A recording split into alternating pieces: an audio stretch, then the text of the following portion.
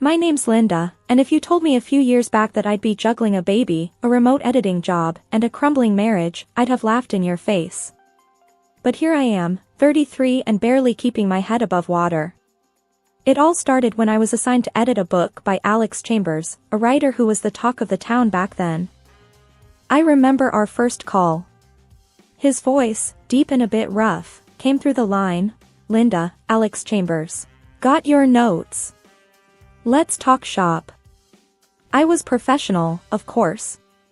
"Sure, Alex. Chapter 3, the pacing feels off. And the character of John, he needs more depth." There was a pause, then a chuckle. "Straight to the point, huh? I like that."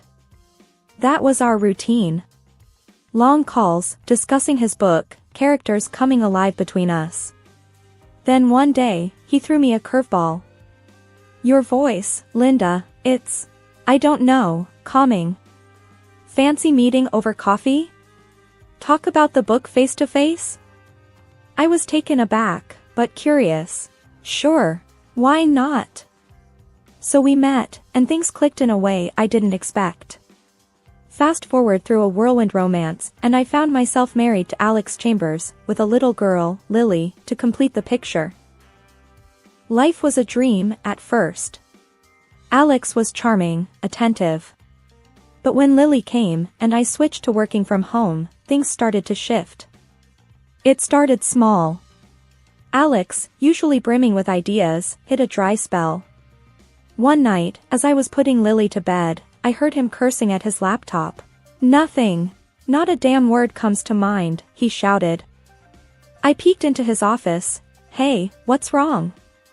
He spun around, his face a mix of frustration and despair. "This book, Linda. It's like pulling teeth. I can't get the words out." Without thinking, I sat down next to him. "Let me take a look." That night, I ended up rewriting half of chapter 4. Alex read it, his eyes widening. This is good, Linda. Really good." A spark of pride flickered in me. But it was soon overshadowed by a new routine. I found myself spending nights at the desk, transforming Alex's jumbled thoughts into coherent chapters.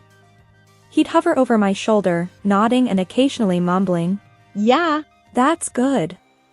One evening, as I wrapped up a chapter, Alex leaned in and kissed my forehead. "Couldn't do this without you, babe." I smiled, but it didn't reach my eyes. I was tired, worn out from balancing my work, Lily, and now, Alex's book. I felt like I was losing myself in the process. As weeks turned into months, my role as the secret backbone of Alex's writing solidified. I was the one breathing life into his characters, crafting the twists and turns of his plots. But outside our home office, I was just Linda, Alex's wife. One day, as I was tidying up the living room, Alex walked in, phone in hand. "Hey, Linda, my publisher loved the latest chapter. They think it's some of my best work." I forced a smile. "That's great, Alex." He didn't notice the strain in my voice. "Yeah, I told them I've been working hard on it." I bit back a sharp retort. "Working hard?" It was my words, my nights spent agonizing over every sentence. As Alex's book neared completion, my resentment grew. I was the muse he never acknowledged, the ghost in his success story. I remember confronting him about it one night. "Alex, don't you think I deserve some credit? I've practically written half the book." He looked up, surprised. "What? Linda, come on. It's my name on the cover. That's how it works." I stared at him, disbelief and anger swirling inside me. "So, my work, my words, they mean nothing?" Alex sighed, running a hand through his hair. "You're helping me, Linda. That's what partners do. But it's my book, my career." I walked out of the room, my heart heavy. It was clear to me then. In Alex's story, I was just a footnote, a nameless contributor. And that hurt more than I could say. The night the book was published, I held a copy in my hands. Flipping through the pages, my words stared back at me, hiding behind Alex's name. There was no mention of me in the acknowledgements, not even a subtle hint. I confronted Alex about it, my voice trembling with suppressed emotion. You didn't even mention me. Not once. He shrugged, oblivious to my hurt. It's just how it is, Linda. I'm the writer, you're the editor. We each have our roles. That was the moment I realized how invisible I'd become in Alex's world. It was a bitter pill to swallow, a harsh truth I had to face. My life turned into a pressure cooker about to blow. Juggling work, Lily, the house, and Alex's demands had me stretched thinner than a dollar store rubber band. One typical Tuesday, I was knee-deep in laundry when Alex barged in, his face buried in his phone. Linda, where's my blue shirt? The one I wore at last week's reading? I pointed to the ironing board without looking up. It's right there, Alex. Ironed it this morning. He grabbed the shirt and mumbled a half-hearted, thanks, already distracted by another text. I shook my head, feeling like part of the furniture. That night, after putting Lily to bed, I sat down to edit a manuscript for work. My eyes were heavy, my brain fried. Alex strolled in, a sheaf of papers in his hand. Hey, can you look at these? I need your magic touch. I glanced at the clock. It was already past 10. Alex, it's late, and I've got a pile of editing for work. He frowned, his voice rising. But this is important, Linda. My publisher's waiting. I sighed, taking the papers. Fine, but this is the last time, Alex. I can't keep doing this. He scoffed, what's the big deal? You're just sitting at home all day. I snapped. Just sitting at home? Really, Alex? Between Lily, the house, and your never-ending book needs, I barely have time to breathe. Alex rolled his eyes. Dramatic much? I'm the one with the real job here. That stung. Real job? I'm an editor, Alex, not your personal assistant. He shrugged, clearly not getting it. Whatever, just do what you can. I worked on his manuscript, resentment boiling inside me. Each word I edited felt like a betrayal to my own work. The next day, as I was fixing lunch, Alex waltzed in, phone in hand again. Linda, I need you to draft some emails to my publisher. And book my flight to New York next week.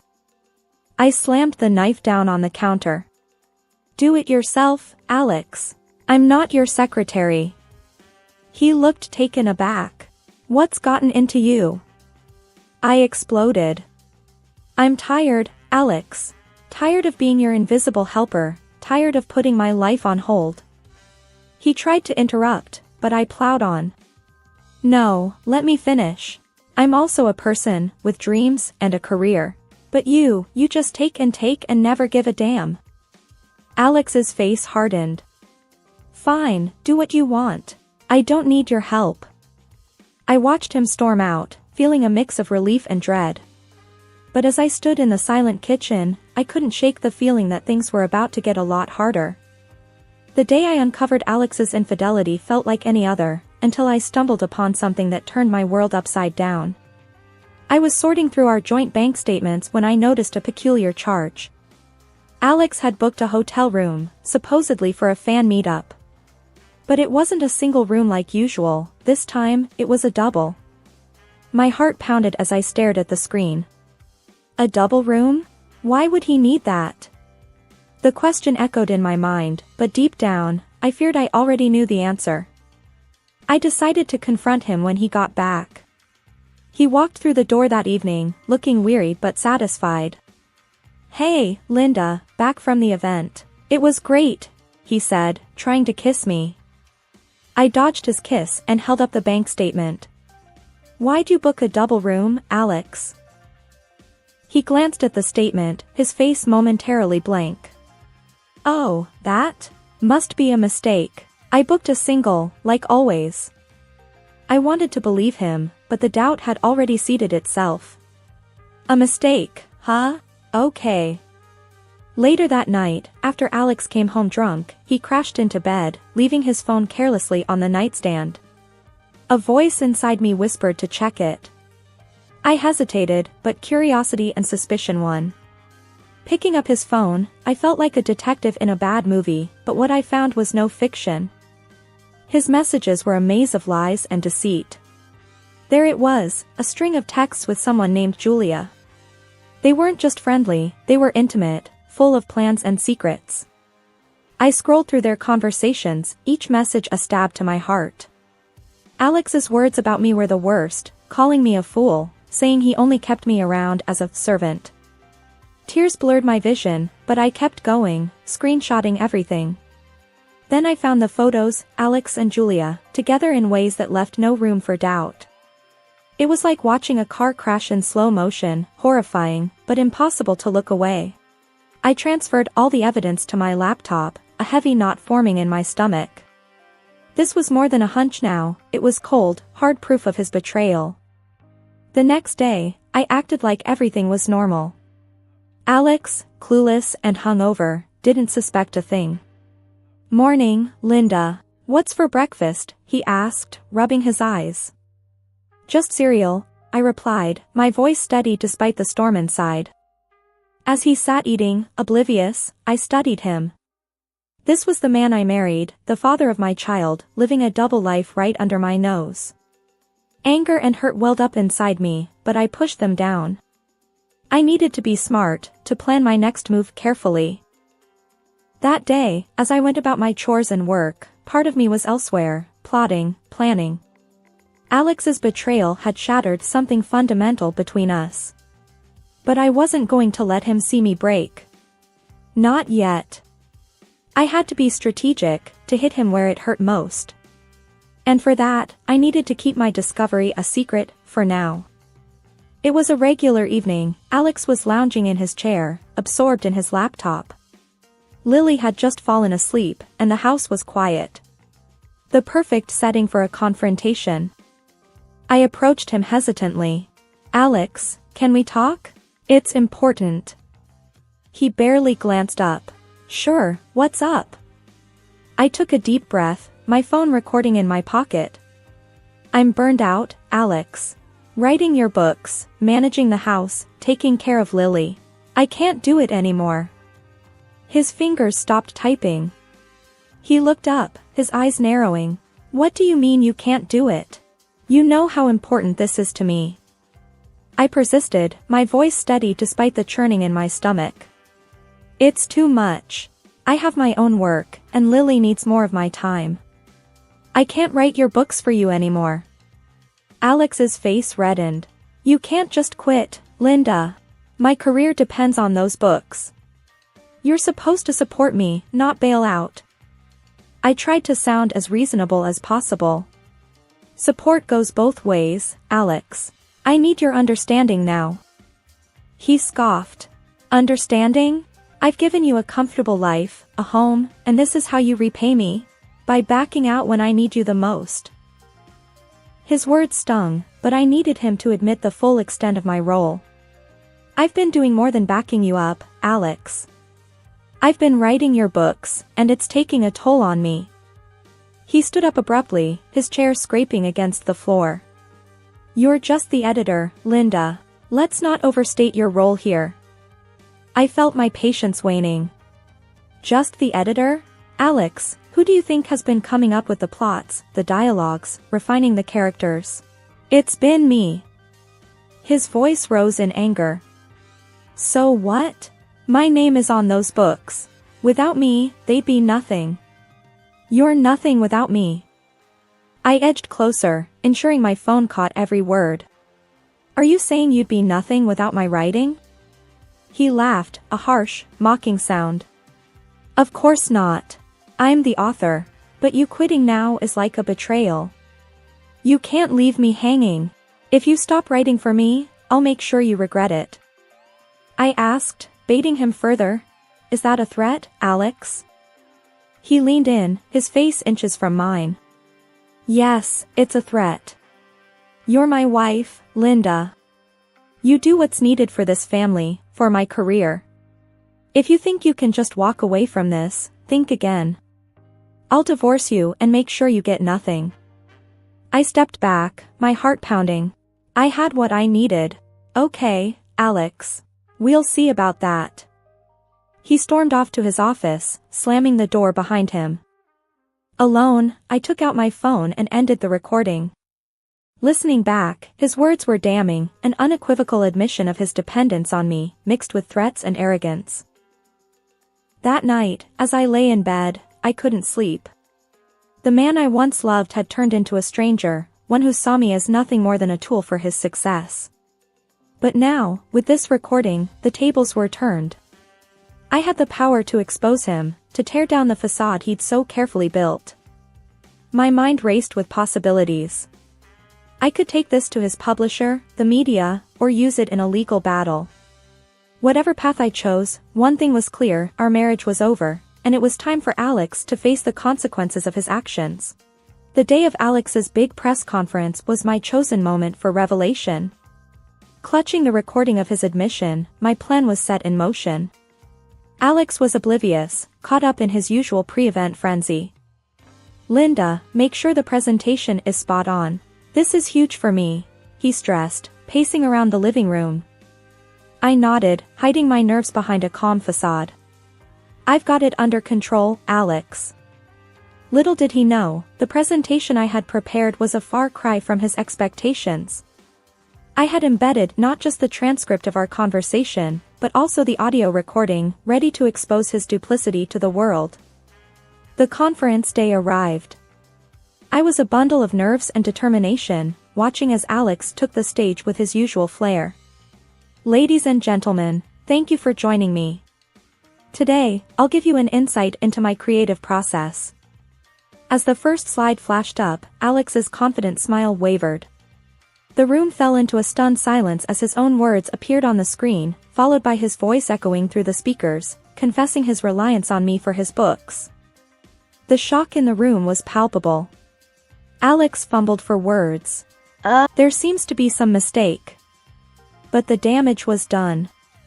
The crowd was in an uproar, murmurs and gasps filling the air, while cameras clicked frantically, capturing every moment of his unraveling facade. The aftermath of the press conference was like a hurricane tearing through our lives. Alex, once the master of his domain, was now caught in the eye of the storm he had created. His fury when he returned home was palpable, a tempest of anger and disbelief. "You've completely destroyed me, Linda. My career, my reputation. How could you?" he raged, his voice echoing through the halls of our once peaceful home. I faced him, my resolve unwavering. "I'm filing for divorce, Alex. I can't be part of this lie anymore." His anger turned to desperation. "Divorce? You can't be serious. Think about Lily, think about what you're doing to our family." I sighed, a weight lifting off my shoulders. "It's over, Alex. I know about Julia too. The lies, the betrayal. It's all out now." He sank into a chair, his energy deflated. "Linda, I didn't mean for any of this." I shook my head. "It doesn't matter what you meant. It's what you did. And now, everyone knows." As his career began to crumble, with publishers distancing themselves and fans expressing their outrage, I took the opportunity to reclaim my voice. I decided to continue the book series under my own name, my work finally receiving the recognition it deserved. In the midst of this, a surprising twist came my way. Alex's mistress, a woman with considerable influence in the media, approached me discreetly. She was desperate to keep her name out of the scandal and offered a substantial sum to ensure her anonymity in court. After much contemplation, I agreed to her terms. This wasn't just about retribution, it was about securing a stable future for Lily and me. The money meant freedom and a fresh start. The day of the divorce hearing arrived, and Alex's demeanor had shifted from anger to a plea for reconciliation. "Linda, we can sort this out. We can go to counseling, start over. Please, don't do this." I looked at him, seeing the man I once loved, now a stranger consumed by his own deceit. "It's too late, Alex. I can't erase what you've done, the lies you've told. It's over. In the courtroom, the air was tense. Alex's lawyer tried to argue for leniency, but the evidence against him was undeniable. The judge ruled in my favor, granting me a significant compensation and full custody of Lily. Alex was ordered to pay child support, a final blow to his already faltering financial state. Returning home, I watched Lily playing in the living room, her laughter a balm to my soul. I knew the road ahead would be challenging, but for the first time in a long time, I felt hopeful. That night, as I tucked Lily into bed, her gentle breathing was a reminder of the new beginning that lay ahead of us. "Mommy, will everything be okay?" she murmured sleepily. I kissed her forehead, whispering, "Yes, my love. Everything will be just fine. We have each other, and that's all we need." In the quiet of the night, I reflected on the tumultuous journey. The pain and betrayal had been overwhelming, but they had led me to a newfound strength and independence. It was the end of a painful chapter, but the start of something new, a future where I was the author of my own story, free to write the next chapters as I saw fit. In the wake of our divorce, life settled into a new rhythm. I focused on raising Lily and my burgeoning writing career, now rightfully acknowledged under my name. Alex's presence in our lives dwindled, his visits with Lily becoming infrequent and strained. One afternoon, while Lily was at school, I sat at my desk, working on my latest book. The phone rang, breaking the silence. It was Alex, his voice barely a whisper. "Linda, I've messed up," he said, a tremor in his voice. "What happened, Alex?" I asked, my tone guarded. He sighed heavily. "I published a book about my affair. I was desperate, Linda. I thought it might save my career. But I named Julia in it." I was stunned. "You named her? After everything?" He was quiet for a moment. "Yeah, and now she's suing me. She won the case. I have to pay her $1 million, Linda. I'm ruined." I shook my head, disbelief and a twinge of pity mingling inside me. "Alex, why would you do that? You knew the consequences." "I don't know, Linda. I don't know what I thought." I ended the call, feeling a mix of emotions. It was a stark reminder of how far Alex had fallen, a victim of his own hubris and poor choices.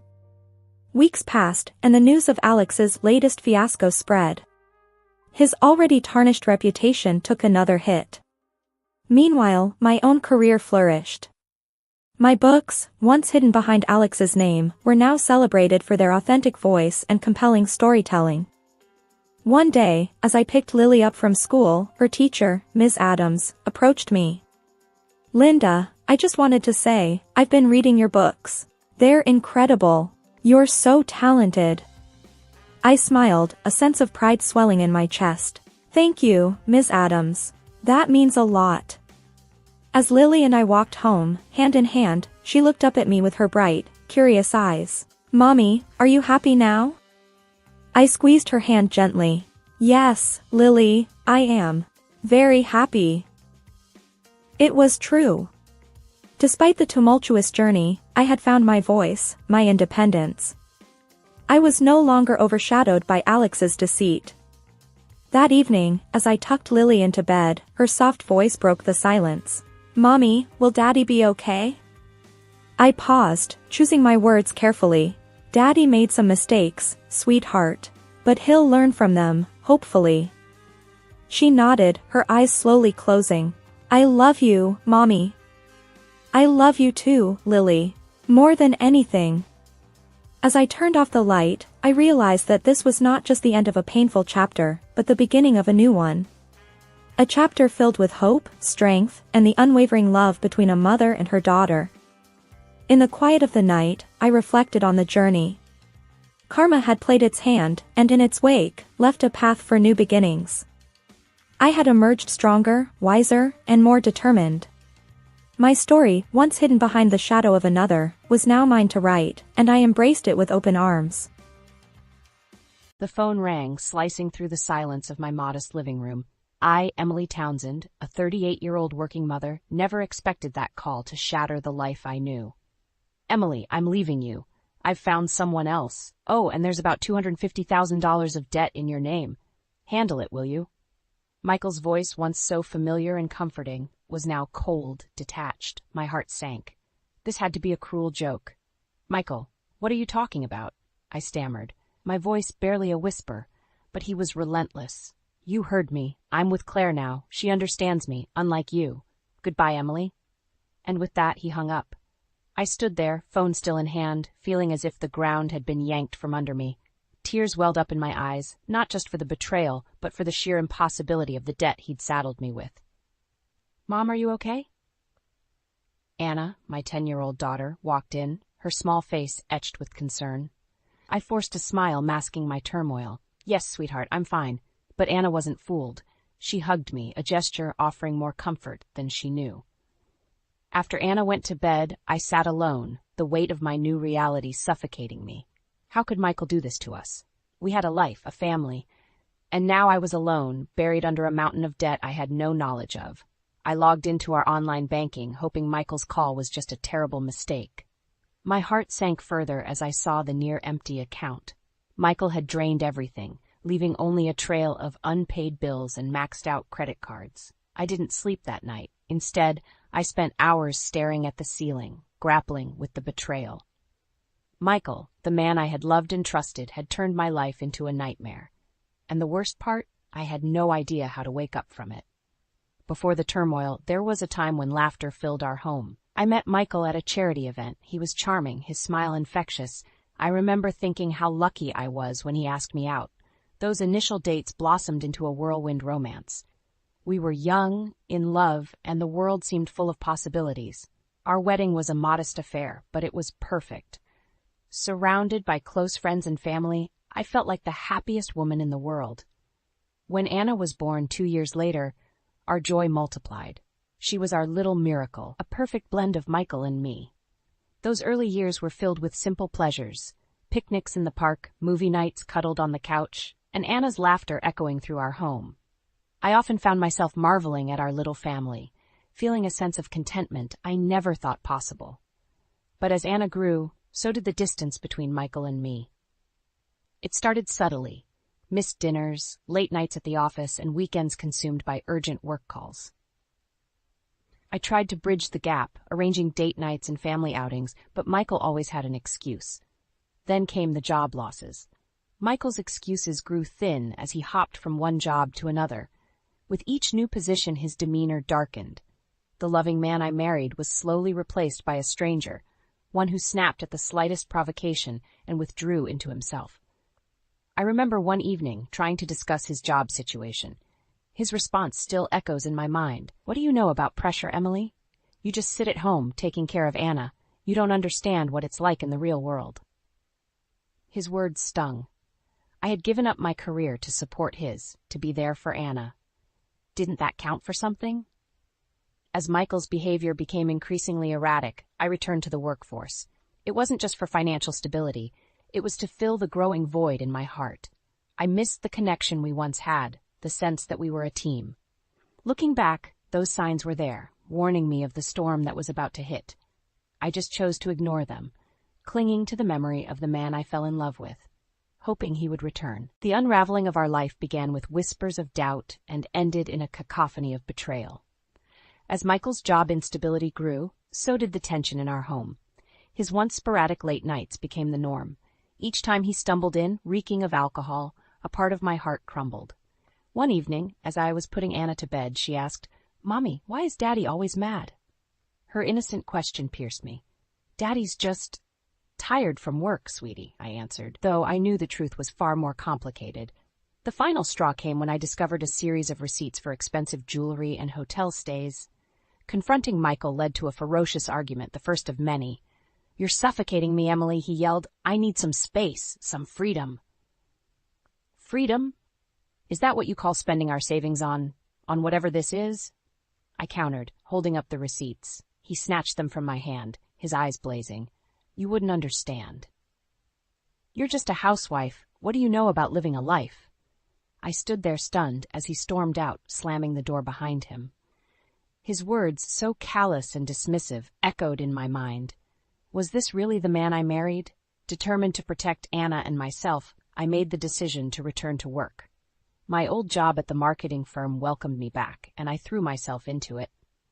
The work was a welcome distraction from the chaos at home. Yet, as I worked late into the night, a gnawing feeling of guilt consumed me. I was missing precious moments with Anna, all because of Michael's selfishness. It wasn't fair. She didn't deserve this. The nights grew lonelier.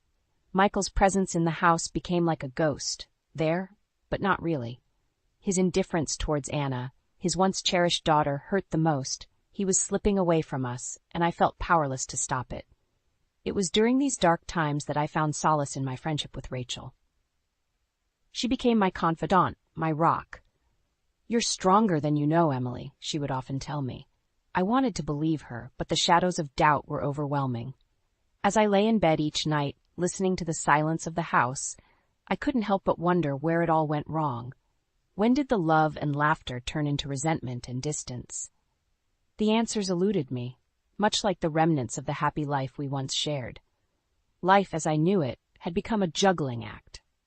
Balancing work, motherhood, and a crumbling marriage left me perpetually exhausted. Each day was a struggle to maintain a semblance of normalcy for Anna, who remained my beacon of hope.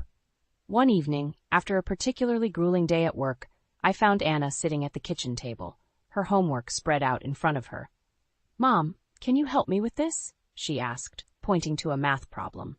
I sat down, the fatigue of the day weighing heavily on me.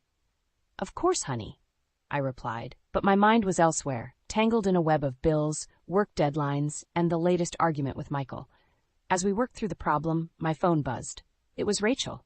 "Emily, are you okay? You sounded off at work today." I sighed, pinching the bridge of my nose. "I'm just tired, Rachel. Tired of everything." Anna looked up at me, her eyes filled with concern. "Mom, you're working too hard. Can't Daddy help?" Her question was like a dagger to my heart. How could I explain to her that her father, the man who should have been our pillar, had become our greatest burden? Michael's presence in the house had become almost non-existent. When he was home, his disdain was palpable. Our interactions were limited to brief, bitter exchanges, often culminating in him storming out to spend the night God knows where. The climax of our deteriorating relationship came one rainy night. Michael arrived home late, his clothes drenched, his eyes wild. "I lost my job," he blurted out, a mix of anger and desperation in his voice. I stood there, stunned. "What happened?" "They're a bunch of idiots. They don't appreciate me," he spat, his voice laced with venom. I tried to reason with him, to discuss our next steps, but he was beyond reach. "You wouldn't understand, Emily. You live in this little bubble, thinking everything is fine. Well, it's not." His words hung in the air, a testament to the vast chasm that had grown between us. I realized then that the man I married, the man I loved, was gone. In his place stood a stranger, fueled by bitterness and regret. The following weeks were a blur. I worked tirelessly, my thoughts consumed by financial worries and the well-being of Anna. The strain took its toll, and my health began to falter. But I couldn't stop. Too much depended on me. Then, one fateful day at work, the world spun, and darkness engulfed me. I woke up in a hospital bed, Rachel and Anna by my side. The doctor's words were a wake-up call. "You need to slow down, Emily. Your body can't handle this stress."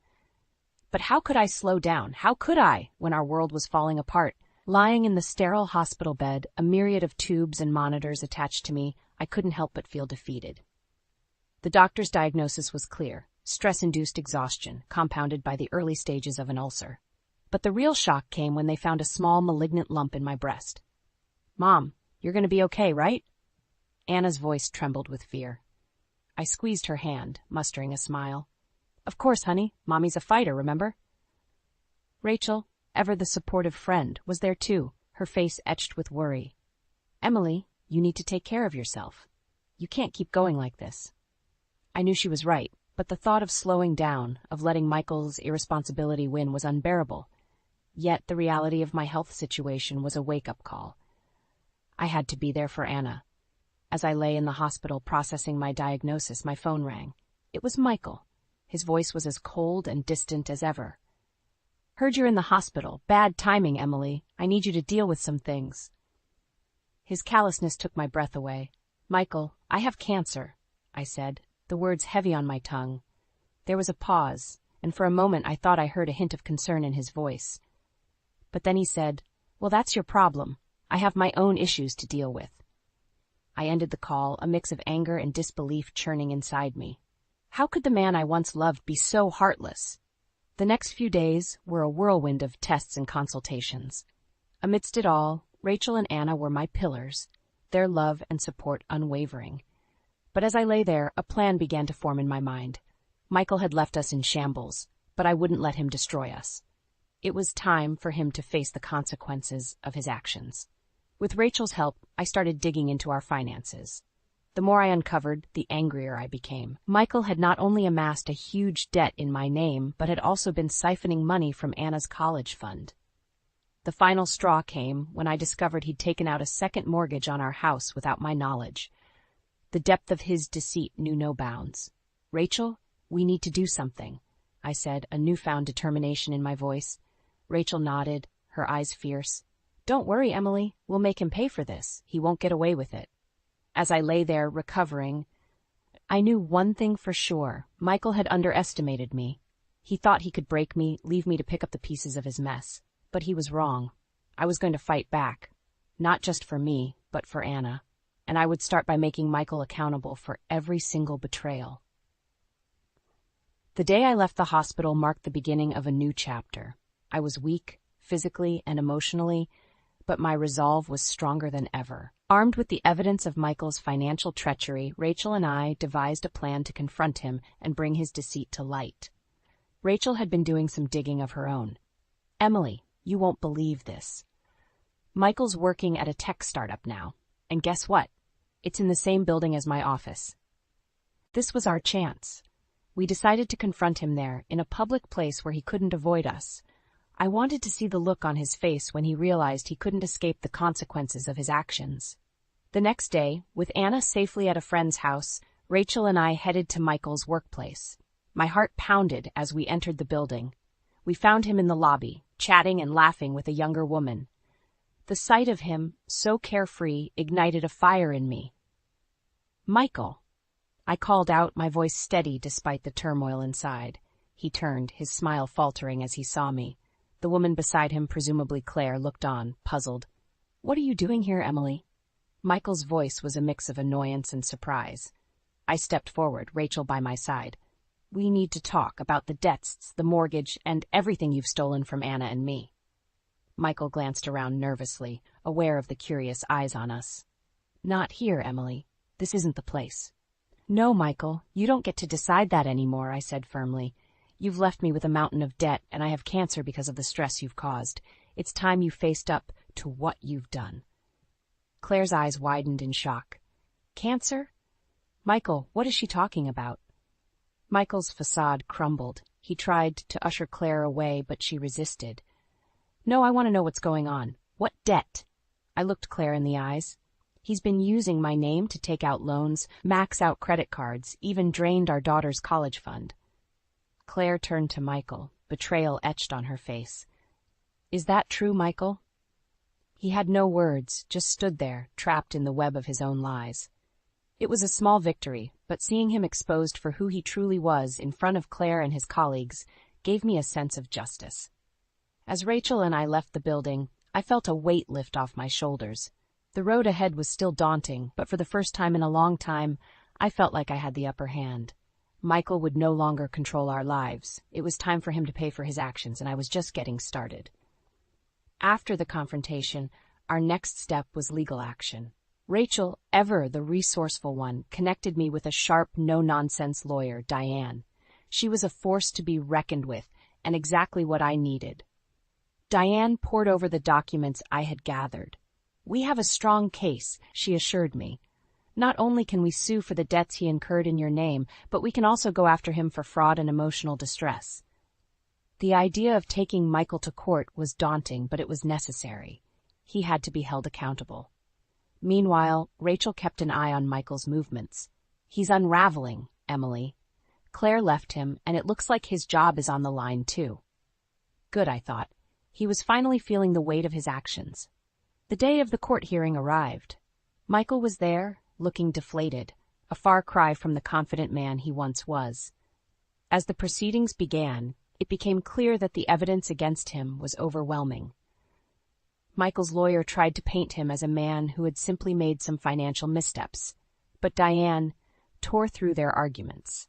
She presented the evidence of his fraudulent activities, his draining of Anna's college fund, and the impact of his actions on my health. The judge was sympathetic to our case. "Mr. Townsend, your actions have caused significant harm to your family. It's clear you acted with deceit and selfishness." The courtroom was silent as the judge delivered the verdict. Michael was found liable for the debts and ordered to pay restitution. Additionally, he would face criminal charges for his fraudulent activities. As we left the courtroom, Michael tried to approach me. "Emily, I'm sorry." I looked at him, feeling a sense of closure. "Your apologies mean nothing now, Michael. You're going to face the consequences of what you've done." Walking out of that courtroom, I felt a sense of empowerment. It wasn't just about the legal victory. It was about standing up to the man who had tried to break me. I had fought back and won. The battle was over, but the war was not. There were still challenges ahead: my health, rebuilding my life, ensuring Anna's future. But I faced them with a newfound strength. Michael Townsend would no longer cast a shadow over our lives. It was time for Anna and me to step into the light. The aftermath of the trial marked the beginning of a new life for Anna and me. The victory in court was more than just a legal triumph. It was a reclaiming of our dignity and strength. Yet, the true battle lay in rebuilding our lives from the ruins Michael had left behind. I returned to work with a renewed focus, determined to provide a stable and loving home for Anna. She was flourishing in school, her resilience a constant source of pride for me. We had weathered the storm together, and our bond had only grown stronger. Rachel was a regular visitor, always bringing warmth and laughter into our home. "You know, Emily, you're an inspiration," she said to me one evening as we sat in my living room, a sense of peace finally settling around us. I smiled, looking over at Anna, who was engrossed in a book. "I had a good teacher," I replied, my eyes meeting Rachel's. We had been through so much, but her friendship had been a guiding light through the darkest times. As for Michael, his downfall was swift. The loss of his job and reputation, coupled with the legal repercussions, had taken their toll. He tried to reach out a few times, perhaps seeking forgiveness or pity, but I had closed that chapter of my life. I was no longer the woman he had left in shambles. I was stronger, wiser, and free from his toxic presence. The journey wasn't easy. There were moments of doubt and fear, but each step forward was a testament to our resilience. Anna and I had not just survived. We had thrived. One evening, as I tucked Anna into bed, she looked up at me with those big, bright eyes. "Mom, we're going to be okay, right?" I nodded, brushing a strand of hair from her face. "Yes, sweetheart, we're going to be more than okay. We have each other, and that's all we need." As I turned off the light and left her room, I felt a sense of contentment. Our future was uncertain, but it was ours to shape. The scars of the past would always be there, but they no longer defined us. In the quiet of the night, I sat by the window, gazing at the stars. Life had thrown us into turmoil, but we had emerged stronger. We had faced our challenges head-on and reclaimed our lives. This was our new dawn, a time of healing and hope. And as I looked up at the night sky, I knew that no matter what lay ahead, Anna and I would face it together, with courage, love, and an unbreakable spirit.